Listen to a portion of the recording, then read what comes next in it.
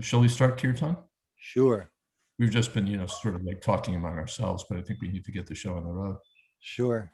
Although I'm reminded that I really should find out where this is stated, but somewhere I've heard that discussing the miseries of the material world is also kirtan. Yes.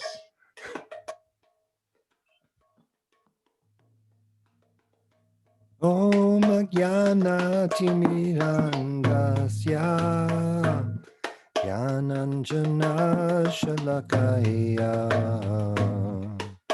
Chaksurunmilitam Yena Tasmai Shri Gurave Namaha Nama Om Vishnu Padaya Krishna Prestaya Bhutale Srimate Bhakti Vedanta Swaminiti Namine Namaste Saraswate Deve Gauravani Pracharine Nirvishesha Shunyavadi Paschatya Deshatarine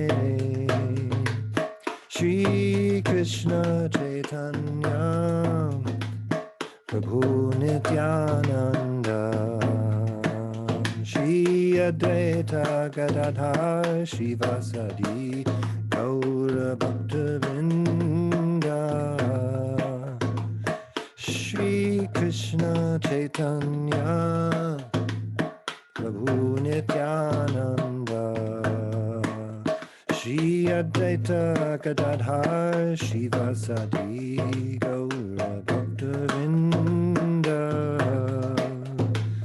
Hare Krishna Krishna Krishna Hare Hare Hare Rama Rama Rama Hare Hare Hare Krishna Krishna Krishna Hare Hare Hare Rama Rama Rama Hare Hare Hare Krishna Krishna Krishna Hare Hare Hare Rama Rama Rama Hare Hare Hare Krishna Krishna Krishna Hare Hare Hare Rama Rama Rama Hare Hare Hare Krishna Krishna Krishna Hare Hare Hare Rama Rama Rama Hare Hare Hare Krishna Krishna Krishna Hare Hare Hare Rama Rama Hare Hare Jai Om Vishnupad Puramansa Paripraj Kacharja Shtotra Sri Srimad A.C. Bhakti Vedanta Swami Maharaj Prabhupada Ki Jai Ananta Koti Vaishnavrinda Ki Jai Nam Acharya Srila Haridas Thakur Ki Jai Prem Sakaho Shri Krishna Chaitanya Prabhu Nityananda Shri Advaita Gadadhar Shivasadi Gaur Bhaktivinoda Ki Jai Sri Sri Radha Krishna Gopinath Sham Kun Radha Kundi Giri Govardhan Ki Jai Vrindavan Dham Ki Jai Navadvip Dham Ki Jai Jagannath Puri Ki Jai Ganga Mai Ki Jai Jamuna Mai Ki Jai Tulsi Devi Ki Jai Bhakti Devi Ki Jai Samaveta Bhaktivinoda Ki Jai. All glories to the assembled devotees. All glories to the assembled devotees. All glories to the assembled devotees. Gaur Premanande Hari Hari Bol. Well, welcome all. Thank you for coming again. Om Jnana Timidantasya Gyananjana Shalakaya Chakshurn Militam Jena Tasmai Shri Gurave Namaha.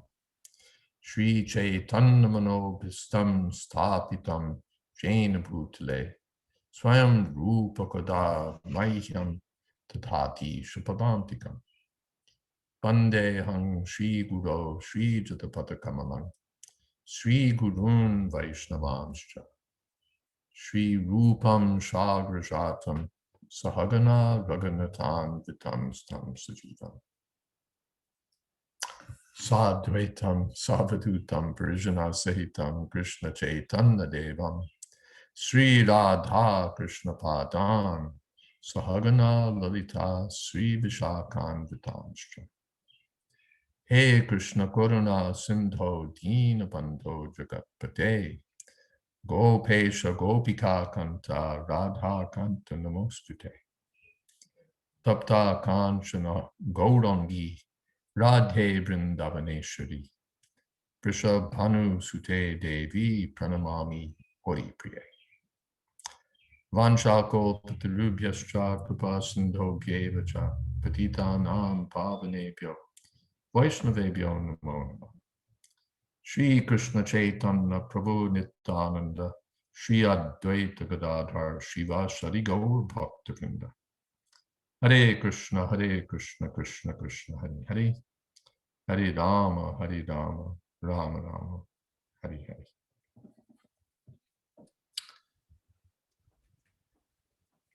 Welcome to all. Special welcome to Madan Gopal Prabhu. Feels like Monday, Wednesday, and Friday having you with us. You're welcome, but not required to have your video on. We're a small group, so it doesn't stretch the bandwidth. And what would you like to talk about today?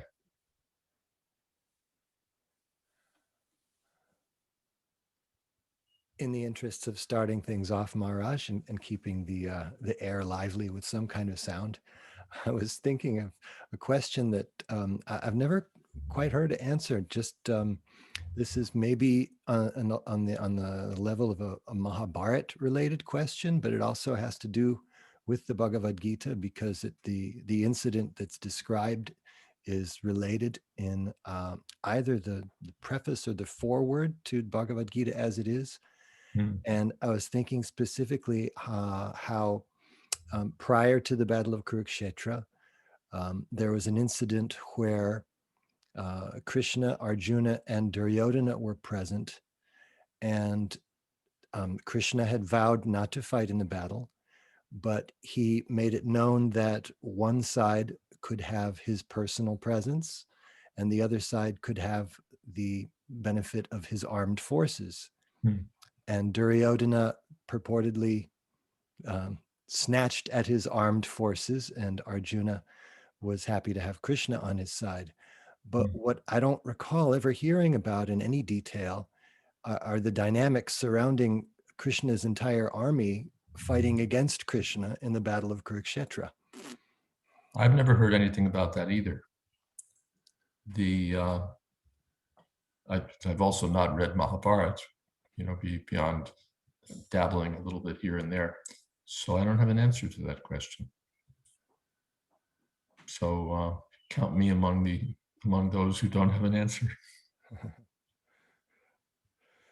Well, maybe related to that is the question. Madan Gopal seemed to have a thought about it. Was that you?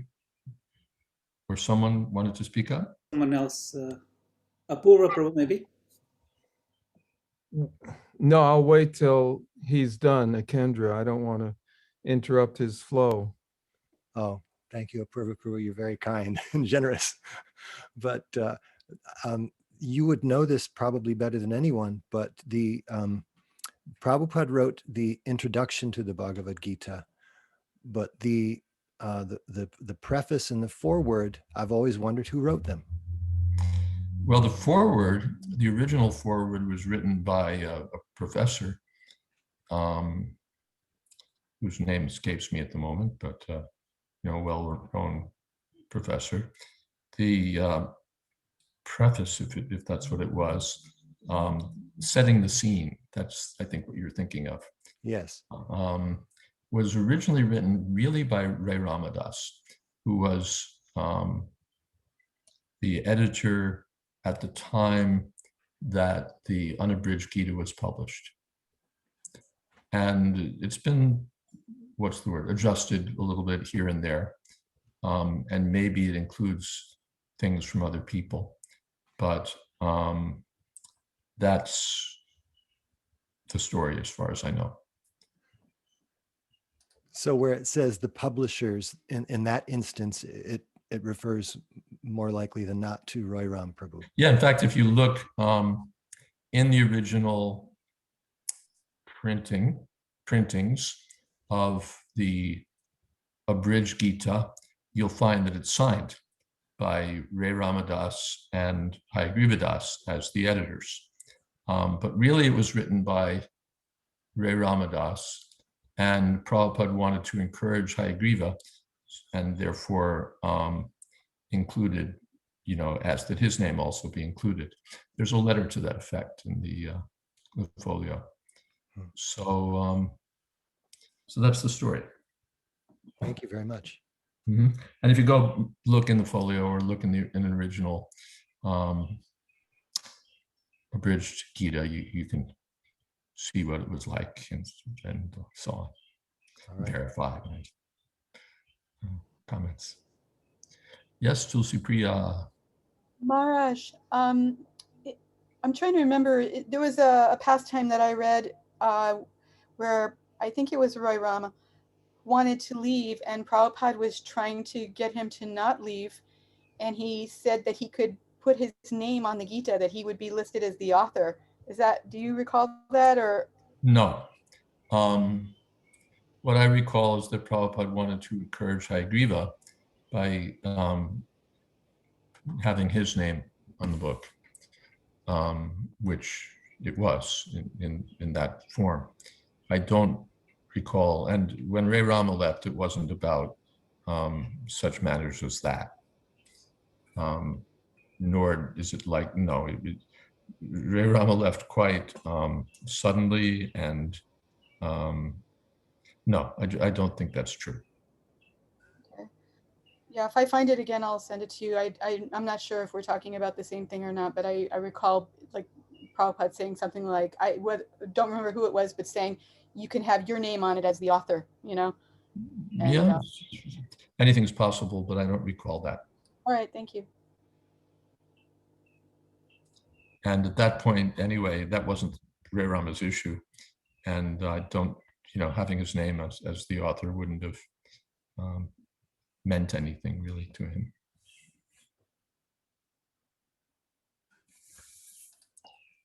And Apurva, did you want to? Yeah, there's a question I have regarding the praying to Krishna for the praying to the deities. What is the criteria? And I'll give an example. Of course, we understand to pray for the health and well-being and welfare of the devotees is very important. But if we're asking for our own self, I had this unusual experience today where at the temple in the morning, I lost a hearing aid, $1,300 hearing aid.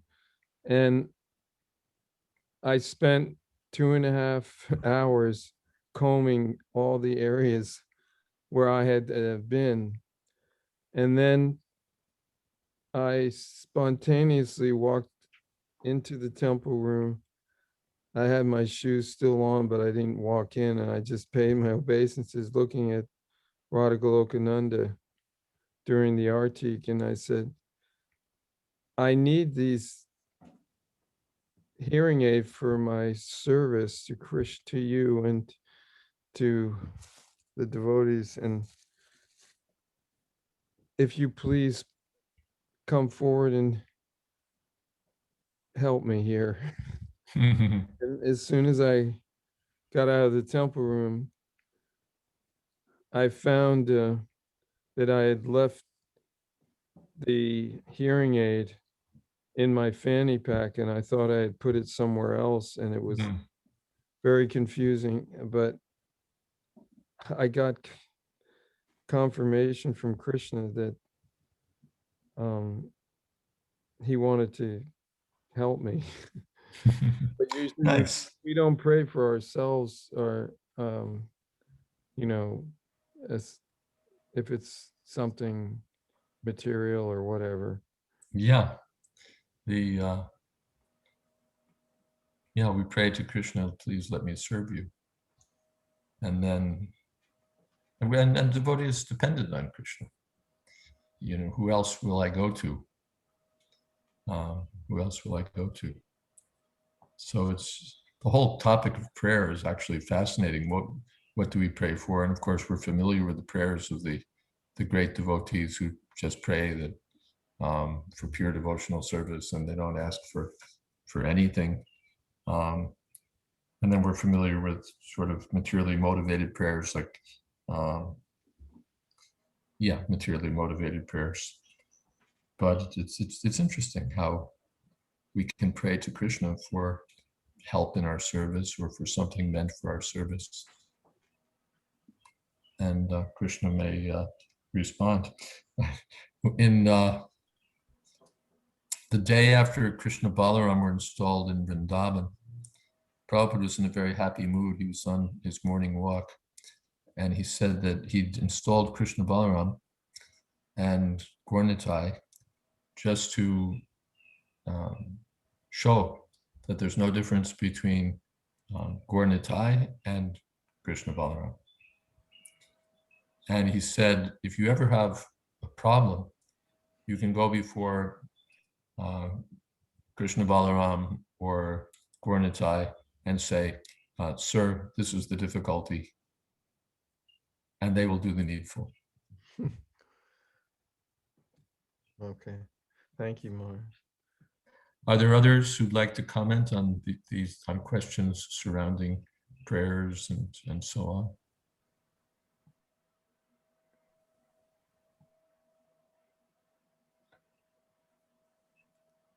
Okay. I have a question. Yes. The question involves praying to Srila Prabhupada. I hear stories of devotees praying to Srila Prabhupada. I don't do that, and I sometimes wonder how that works. I think of Srila Prabhupada, I consult his books, but I don't understand the connection there might be between myself here and now and Srila Prabhupada, presumably in Goloka with Krishna, and how praying to him works. I was wondering if you could address that. I'm not even sure if I'm asking the question properly or not. Yeah, sort of we could almost say the mechanics of the person that we might pray to. How does that prayer reach the person? How is it that the person responds to prayer? Is that sort of what your question's about? Yes?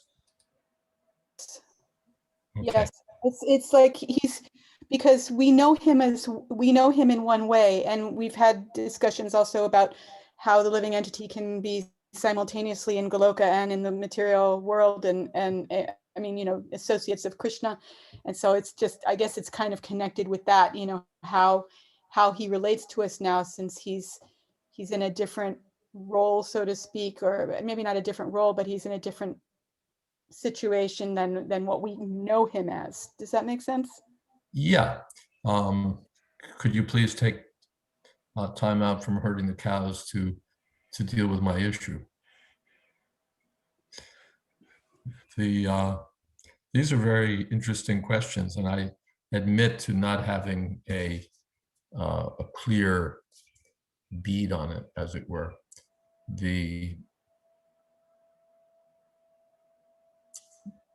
I understand how remembering puts us in, because Srila Prabhupada said that the spiritual master is in his instructions. So that's a transcendental connection. And when we remember the instructions, we'll feel that he's with us. That happened with Arjuna. He was all despondent when he returned to Hastinapur after Krishna's disappearance, but having been defeated by cowherd men. But then he remembered Krishna's instructions from Bhagavad Gita and he felt satisfied. So the instructions of the spiritual master or the instructions of the Acharya are non-different from the Acharya. He's present by his, and that's the dedication of Srimad Bhagavatam. He lives forever by his divine instructions, and the follower lives with him. I understand that. I don't really understand, intercessional prayer and, other. I don't think I can go beyond that in my understanding of prayer. Maybe others could comment. I'd be grateful to hear what realizations others might have on this subject. I just wanted to throw in regarding intercessional prayer. When I was younger, before coming to Krishna consciousness, I grew up Catholic, but what I was going to say is that when I was younger, I would develop attractions for certain people in different ways, and they would have certain behaviors and do things, and I would want to be like them. And sometimes I would find myself in a situation, I'd say, what would so-and-so do in a situation like this? And I would think what they would do, and then I would act that way. It got me in a lot of trouble. But I feel like when we talk about intercessional prayer, even with Prabhupada, I think, it's not that I think, tell me what to do or intercede for me, but I think, what would such and such person do in a situation like this? I even think that way about you sometimes. I say, what would Jayadvaita Swami say in a situation like this? And it cultivates trying to develop a consciousness of people that you admire, whether they're present physically or saints or demigods, whatever they may be, and that kind of molds the consciousness a little bit. That's how I see it for myself. Yeah. Radharani asked Srila Prabhupada one time if he was present in his picture. And Srila Prabhupada said, if by seeing the picture you remember me, then I'm there. Meena. Yes, I'll try to say something. Welcome. You can tell a fool when they speak. It's interesting. First of all, the subjects that come up here, I find them later on, either tomorrow morning or day after, it comes up again and I get more confirmation. And it's very reassuring when that happens. And sometimes I'll have an issue that I'm dealing with, and then it comes up in one of these sessions. So it's very nice. Yeah, these things happen. Yeah, but what happened was, I was reading Krishna book, The Kidnapping of Rukmini. And I was thinking, what does this have to do with me? Krishna and Rukmini, where do I fit in? Krishna's with Rukmini. How do what? It's just, sometimes the mind is a little stupid like that. And then I got what I needed is that I can pray to Rukmini. If I'm attracted to what happened with Rukmini, Krishna kidnapped her, and I'm like, well, what about me? That kind of thing. So I said, well, I can pray to Rukmini to please help me. I'm here in the material world. I'm in a difficult situation. I've got birth, death, and old age all over me, and the threefold miseries, and who knows what. And Krishna's kidnapped you. It's not actually mundane. It's kind of like the emotions and the feelings that go with all of this. And then I was getting realizations about Rukmini being an expansion of Radharani and always with Krishna. And so I was that kind of praying. I see when we're reading our literature, the devotees, advanced devotees, actually pray like that. And the songs, I'm suffering in this material world, and please help me, And it's the first time I've really done anything like that, and it was very nice. I just praying like that, that I'm so fallen, and and it's true, and you can help me. So the topics come up about prayer, and I just had that experience yesterday. So when we read Krishna book or Bhagavatam, and we really think about these things, meditate on these things, then we enter into them. They become, we realize the reality of these things, and so many things become present for us. The Akrura's prayers are their ideal prayers, and that's one aspect of prayer also, is that it involves thinking and thinking and thinking of Krishna. That, at least in Akrura's case, he was the whole way to Vrindavan. He was just thinking and thinking and thinking of Krishna, and then he saw Krishna's footprints and so on, and then saw Krishna. But his mind was absorbed in Krishna's qualities and Krishna's form, Krishna's dress.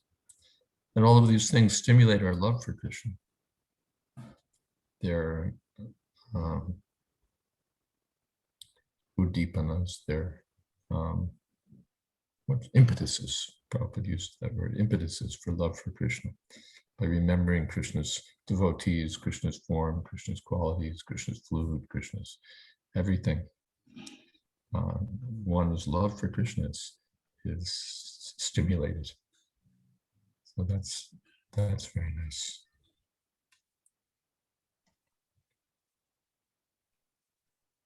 Thank you, Meena. Thank you, devotees. Hare Krishna. Would someone else like to add something?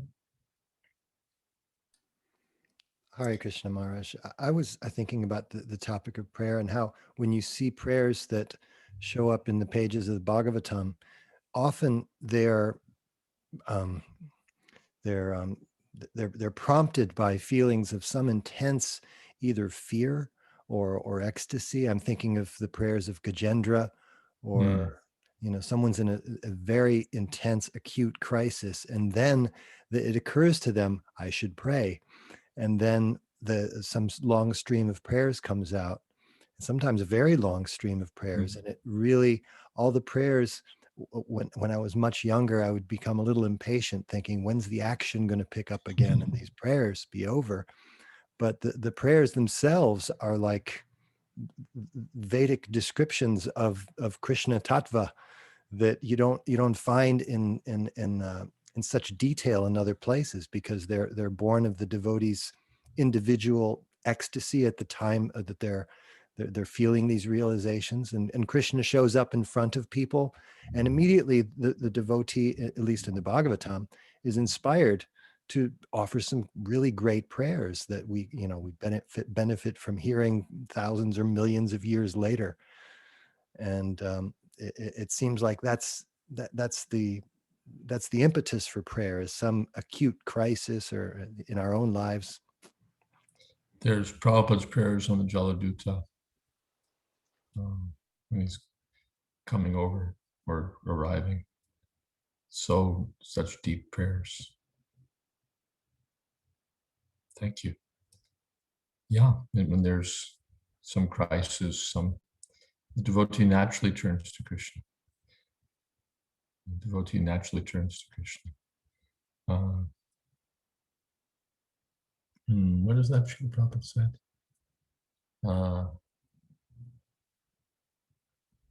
Tomavina Anyagati Naya. Apart from you, I have no destination, no goal, no place to go. Narottam Das Thakur also says that, please don't kick me away. Where else will I go? Yes, Meena. Queen Kunti's prayers. She's asking for difficulties. Yes, yes. How wonderful. There's a comment from Praveen sent to me. Krishna can help his devotee anytime, but he makes his devotee wait. Why does he make them wait and go through anxiety?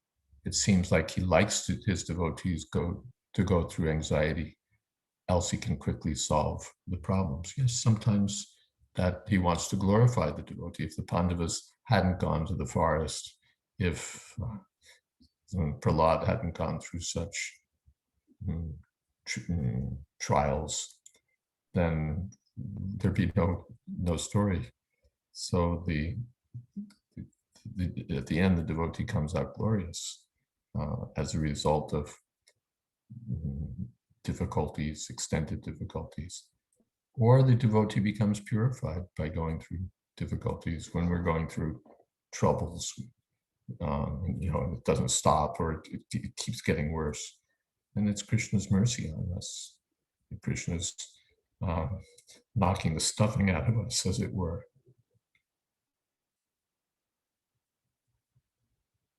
Something else?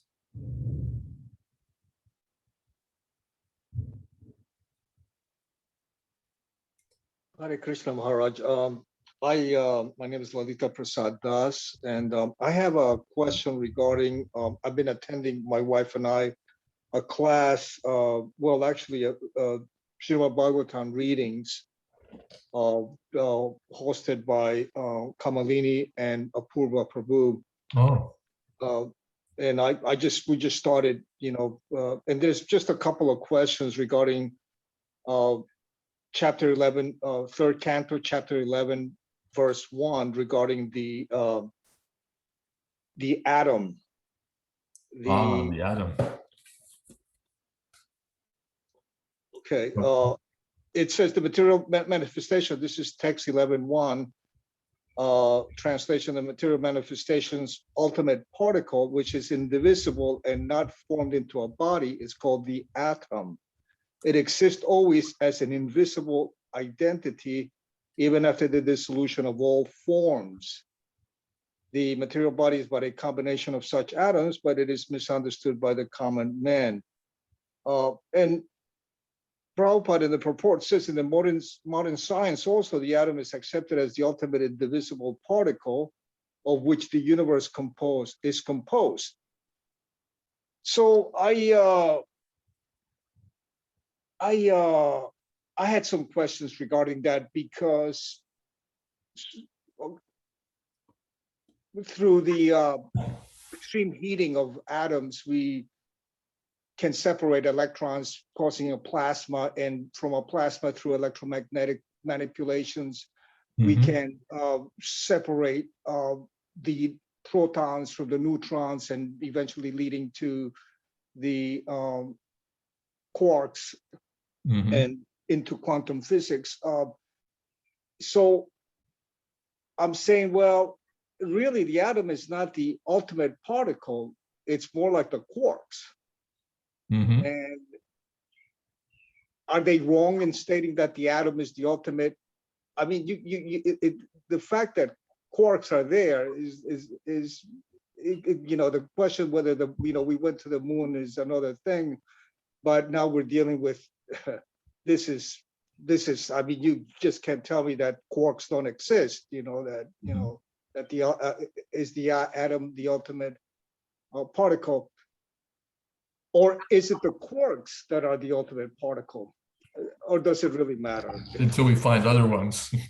Right. Okay, exactly. So now the other question that came across was that I asked the attendants to this particular class or, reading of Srimad Bhagavatam, a daily reading, and Kamalini or Apurva were not present, was whether the atoms exist in the spiritual sky. And my wife later on mentioned that that evening a prayer by Lord Chaitanya, where he says, place me as an atom at your lotus feet.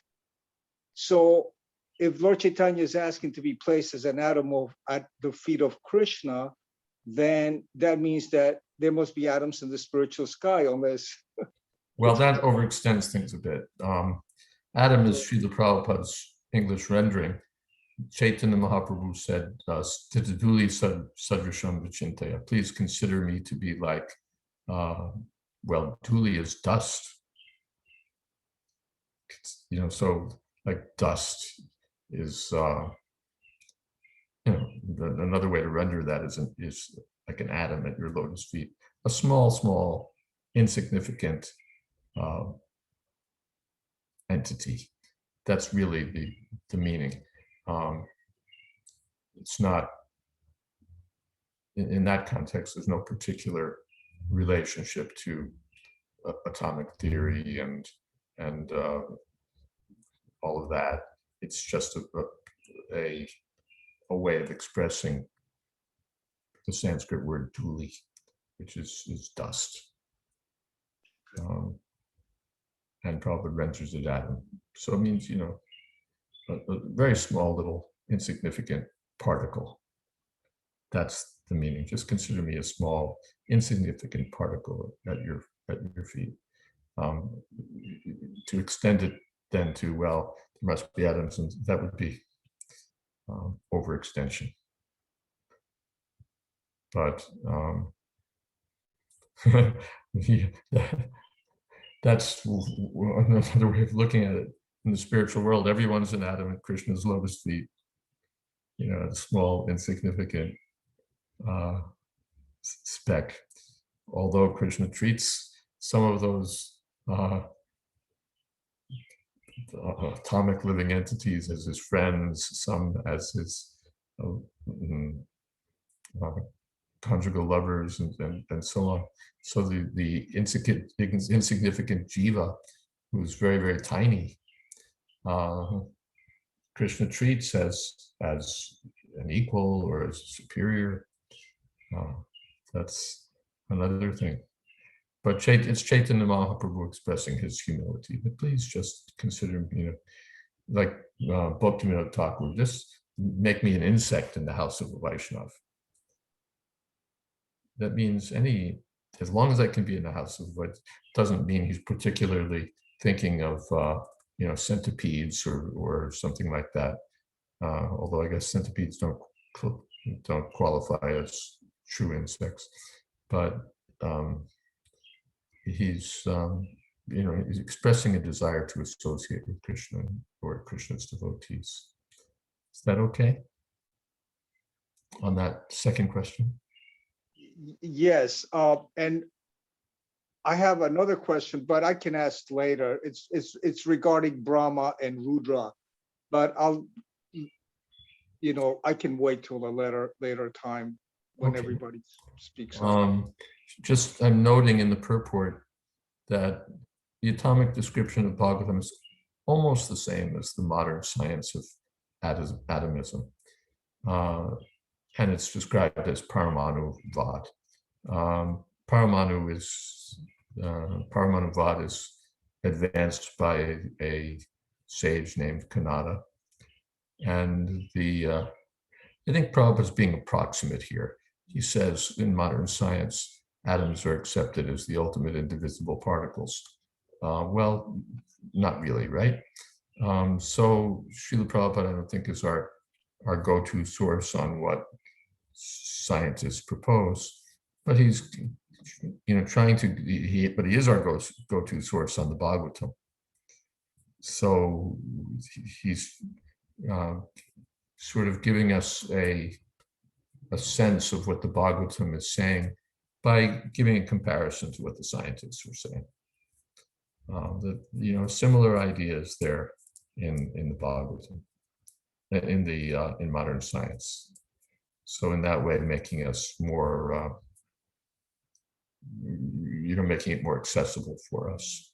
I don't know that we have to take it literally, but because Srila Prabhupada says that science considers it the ultimate indivisible particle, as devotees, we must insist that scientists say that.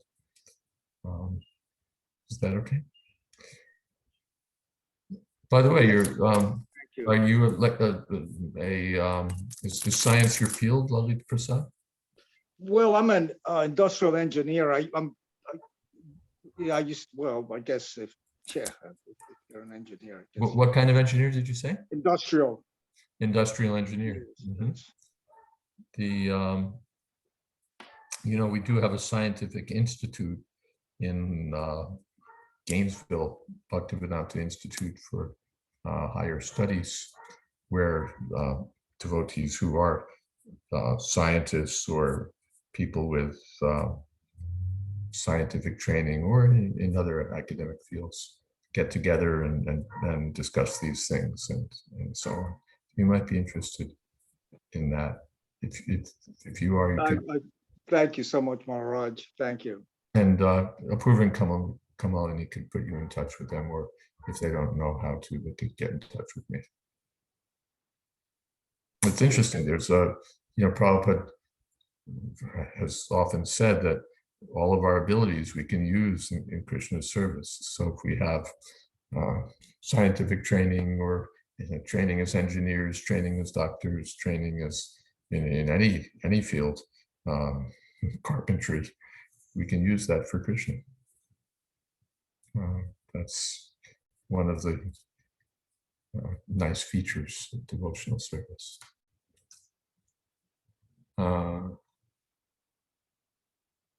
Let's see.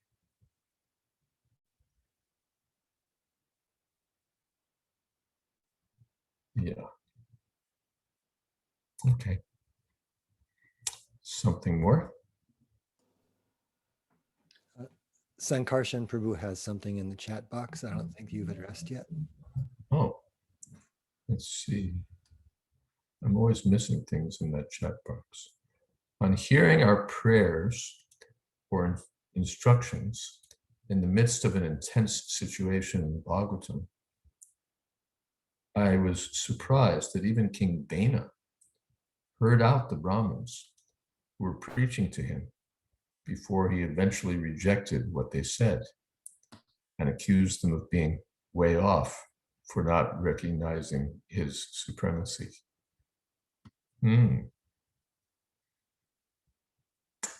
I could think of, what maybe where you're going with that, but why don't you fill us in a little more what you have in mind?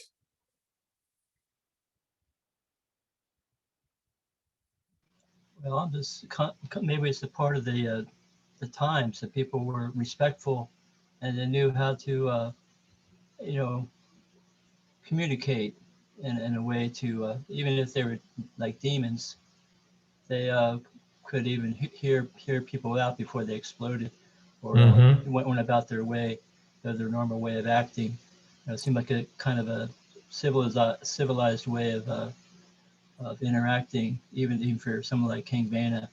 Yeah. It was quite a number of verses that Brahmanas were preaching to him, and he didn't cut them off. He just heard it all, and then he just rejected it. That's really a sign of a controlled person. Of course, Vena wasn't all that controlled, but yes, there's a certain. There's even the demons can show some good qualities. So it's one of my faults. I tend to cut people off and respond. I'm responding at least either in my mind or out loud before they've even gotten the thought out. And it's so valuable to hear people out and patiently deal with what they're saying. Chaitanya Mahaprabhu listened to Sarvabhauma Bhattacharya for how many days? 7 days, was it? He was, hearing him speak about Vedanta Sutra and not asking anything. He didn't, right out, blurt out, this is all rubbish. He just heard him out. And then he was really in a position, you could say he was in a power position because he'd heard him out. And now Bhattacharya asked him, why are you not asking questions? And then, but what do you think? So in our preaching, Prabhupada said we should be like that. He said it specifically in relationship to college students. He said they're a little puffed up, but they deserve it. So, hear them out, or hear out anyone. And we may be surprised that if we hear them out, you'll find that that we agree with them, that we're really saying the same thing in a different way, or that the contradictions in their thinking really come out. And so you get to, let them lay out for you what's wrong with their thought process, with their theory. And if nothing else, you'll come across to the person you're speaking to, or if there are others present, as a gentleman or gentlewoman. So much to be said for that. There's the famous story also of how Srila Prabhupada answered Kirtanananda Swami. He was in the early days of his kind of sort of going on, about Mayavad, and Prabhupada said, "Are you finished?" And he said no, and then added more and more. And then Prabhupada, "Are you finished?" No, and more. And then after he was finally finished, then Prabhupada really let him have it. And by that time, again, fully qualified. It wasn't, I didn't hear you. Also, and I'm sure Braj Bihari would endorse this view, lots of time we're officially hearing, but really we're not listening. We're composing our answers in our head. And at least with my mind, I could say it's almost inevitable, but there's something to be said for, hearing people out and really trying to understand what they're saying and get it, and look for something good in it, perhaps, or really see how bad it truly is. Much to be said for hearing people out. Well, Maharaj, even in your class on clear thinking, if you are thinking what you're going to say, instead of talking, let's say you're debating someone, you're not going to, hear the flaws in their presentation. Mm-hmm. So, yeah. You hear what they're. If you really hear them, the Charles Hartshorne, who's a noted theologian, was the subject of Rabindra Swarup Prabhu's doctoral dissertation. And after completing the dissertation, or perhaps a little before, Rabindra Swarup Prabhu sent him a copy of the dissertation. And this is seriously deep and complicated theological philosophy. And after reading just a portion of the dissertation, Hartshorne wrote back to him and thanked him that you're the first person who's actually taken the trouble to really understand what I'm saying. And then he also said that, because some of your arguments are so strong, I may have to rethink some of what I've said. But he appreciated that Rabindra Swarup hadn't just used Hartshorne's philosophy as sort of a takeoff point for his own arguments, or hadn't just superficially dealt with them. But he really took the trouble to understand what the man was saying and then responded. And therefore he had something deep to say. Drawing on, as I remember, Chintya Veda Bed. Let's see. Something else? Lalita Prasad, you had a question about Brahma and something there? Yes, but Mataji has a question, and she raised her hand before. Oh, Meena. And I think Tukahantri had a hand there for some time. Yeah, so maybe I could wait till became disappointed and gave up. But yes, Meena. Thank you. I don't have the fastest processor in the world, but I try to hear people out, and I can't always respond appropriately to them at the time, but I'm willing to hear them out. And then later, for maybe, I kind of replay the whole thing. And then I start to understand what was actually being said and hopefully, you know, when we cross paths again, I have a little clearer understanding of where they're at. But for me, it doesn't always happen like while I'm actually with the person. I don't know if that happens to others, and I learn a lot like that. In my own time, I go back and I do a replay. Yeah, it's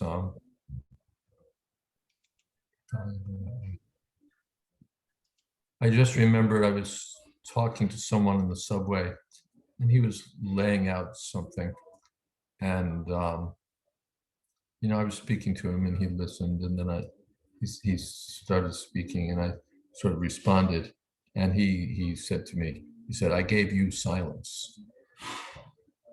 You know, sort of admonishing that you know, I listened to you.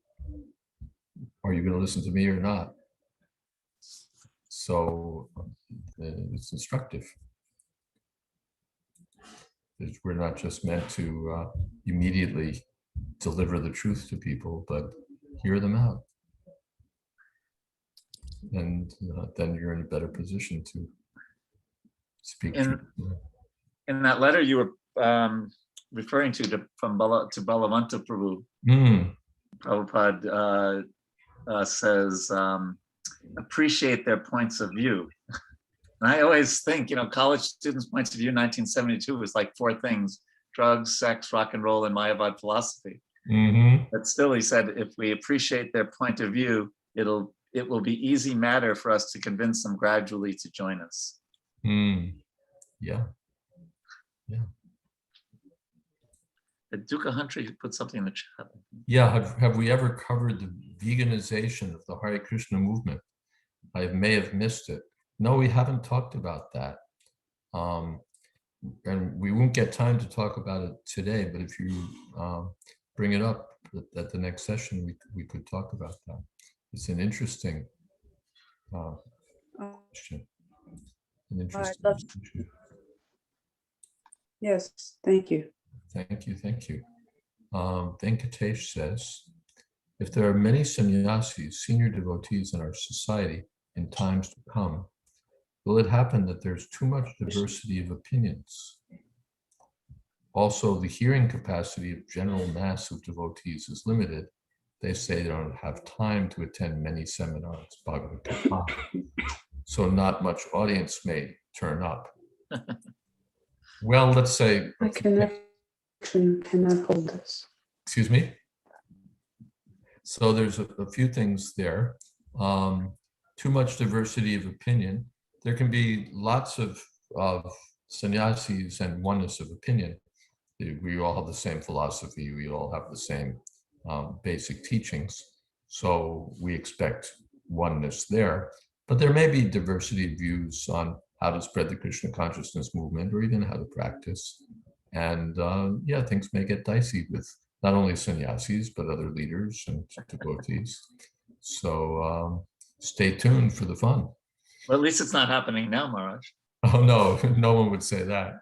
Yeah, that's right. In times to come, those times were already with us, as Praj Bihari can amply attest. There's, and that's Prabhupada. Prabhupada took that positively, that this diversity adds to the value of the devotee community. If we all had, you know, if we were all stamped out of the same mold, if we all said the same thing exactly, if we all had the same viewpoint, life would be awfully boring, and we wouldn't have much to contribute to the world. But one person gets one inspiration, another person gets another inspiration. One person sees from one point of view, another person sees from another point of view, and they may argue it out, or one may pursue things in one way, another may pursue things in another way. And in that way, you get diversity. Prabhupada is like a garland. The way when there are pink flowers and yellow flowers and red flowers and white flowers, the garland becomes more attractive. So we don't mind diversity. But Prabhupada said that's what the GBC should do in Mayapur. Consider how to create or promote unity amidst diversity. The general mass of devotees is limited. They don't have time for many seminars. Yeah, this sounds like Zoom fatigue. We have so many seminars, we can't attend them all. I know that I have that. There's so many people I'd like to listen to, and it's more than I can manage. But as far as people not turning up, I don't think we have to worry about a surfeit and an overload of sannyasis. It's a big world out there. If our sannyasis feel that they're not getting an audience that's large enough, there's whole countries where Krishna consciousness is hardly represented, and you can have a whole country to yourself, practically speaking. Sankarshan says, I noticed on occasion before responding to someone who raised a doubt, Vaisheshika Prabhu asked the person first if they were willing to hear what the response was before he responded. It was kind of like the instruction of not instructing those who aren't your followers. Yes, Vaisheshika Prabhu does that, and he also, and Srila Prabhupada also did that. You know, if I tell you, would you believe me? Otherwise, what's the use? I was also thinking of Vaisheshika Prabhu as a person who hears people out. And there's a story, I think Vaisheshika Prabhu told me about how just listen to someone, and the person said, he was like the most, said of Vaisheshika, he was the most intelligent person I've met. And then Vaisheshika hadn't said anything, he just listened to the man talk. It's also a great way to learn things, by the way, so that you can skip Time magazine and the newspapers and CNN and New York Times and all that. You can, people love, they have, one writer called it, I think, information compulsion. People have actually a compulsion to share with you what they know. I know, just chatting with a customs agent, I learned so much about what goes on, what he does. So you can learn a lot about things in general by listening to people, and then you make friends with them, and then you can use that for giving them Krishna consciousness. They say we have 2 ears, Athena says, and only one mouth. It's so good to listen. Yes. More. And in Bhagavatam it said that the ear has this great virtue, that although it's very tiny, the auditory canal is very tiny, it can accommodate unlimited Krishna Katha. Mm-hmm. It can accommodate unlimited Krishna Katha. So that's the glory of the ears. Otherwise, the ears are described as being like snake holes. But the ears are so nice that they can accept unlimited amounts of the nectar of Krishna Katha. That's the real blessing of the ears. Raj Bihari Prabhu had a comment just above Athena's. Oh, let's see. I would add regarding Venkateshwar Prabhu's point that the key is not to too quickly jump to the conclusion that the devotee who sees things differently from me is bogus. Yeah, to appreciate, where is this person coming from? There's so many difficulties actually that can be avoided by hearing people out. What are they actually saying? Or what's behind it? Even you find that out by listening to people. Yeah, I get the argument, but what's behind it? What's his real concern? And sometimes when you listen to people, you find that out. In your book, you call that the principle. What do you call it? You call it the principle. Oh, the principle. That behind everything, there's a principle. There's an argument. What's the principle behind your argument? What is Which it? will be an important discussion, like when we talk about veganism, because people are vegans for different principles. Yeah, that's definitely a big discussion. Yeah, thank you for that. Mina. Yes, in the 12-step programs for the addicts, they say, take what you can use and leave the rest. And they have sessions where everybody talks about everything, and take what you can use and just leave the rest. It's a very practical.